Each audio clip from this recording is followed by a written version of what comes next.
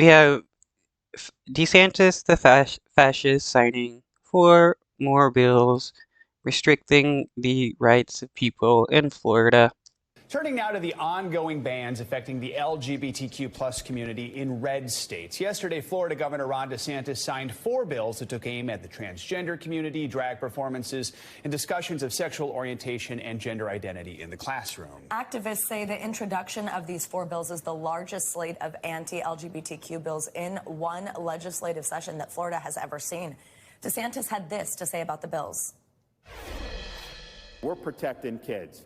And we're going to protect kids when it's popular. We'll protect kids even when you take some incoming as a result of maybe offending some ideologies or some agendas out there. But that's You're about protecting kids unless they're trans kids or gay kids or black kids. fine.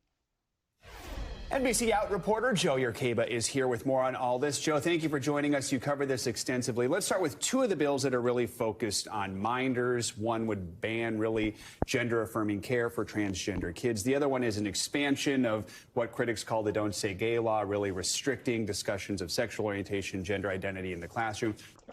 Well, only discussion of LGBTQ sexual orientation, gender identity, because it doesn't ban cis men from talking about their wives or that they're straight.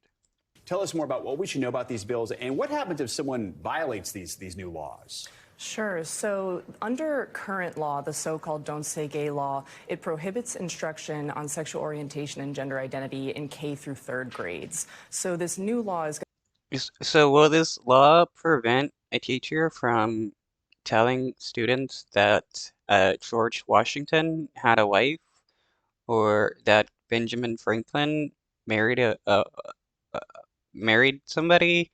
Because that would be sexual orientation. going to expand that through 8th grade, but it also is going to put restrictions on reproductive health education in 6th through 12th grade, and it's going to say you can only do that in a way that's age or developmentally appropriate. And then so there's, if a teacher were to violate that law, they could potentially lose their license, or a parent could sue their school district. The other new bill is the one that would ban gender-affirming care for minors, and it's really the most extreme that we've seen in the country so far, according to advocates, because it would allow Florida to take custody of children whose parents provide them with gender-affirming care, even if those. Wow, so Florida passed a bill allowing for the state to kidnap people. Families, for example, are just visiting Florida from out of state, so they provide their kids with care in other states. So it's really unprecedented. And if a provider violates that law, they could face up to 5 years in prison. Also, I understand two other bills take aim at transgender people as well and drag performances. What do we need to know about those ones? Right. So Florida is now the only state in the country that bars trans people from using public facilities that align with their gender identities, basically in any publicly funded area. So government-owned buildings, schools, colleges, and they're the only state in the nation to do that. Other states have similar. Wow. So eventually this is going to get expanded in Florida to where if you're a trans person, you're not going to be able to exist in Florida and you will just be arrested. This is pretty messed up, and people claim that right-wingers aren't fascist. Look at this bill. Similar laws, but they're much more restricted. They also now have one of these restrictions on drag performances, even though the bill doesn't specifically say anything about drag. DeSantis said in his press conference yesterday that it was specifically intended to restrict drag performances. And that is, of course, a huge issue right now. It's getting a lot of debate, got a lot of attention in Tennessee as well. Let's switch gears to Texas, because Texas right now has a bill that's heading to the desk of Governor Greg Abbott. This one also bans gender-affirming care for transgender minors. Talk more about this one and what are the implications here? Sure, yeah. It is so funny how like right-wingers are doing all this to stop trans people, but the moment, Democrats try to remove bills allowing for child marriages, right-wingers flip out and claim it's their right to be able to marry kids. Like, who's the real groomers here? It's the right wing.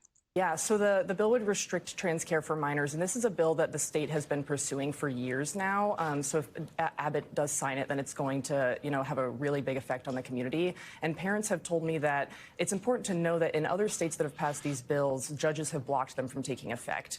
But the problem is that usually providers preemptively stop providing care anyway. So I've heard from a number of families in Texas who plan to leave the state even if the law is blocked from taking effect. We should.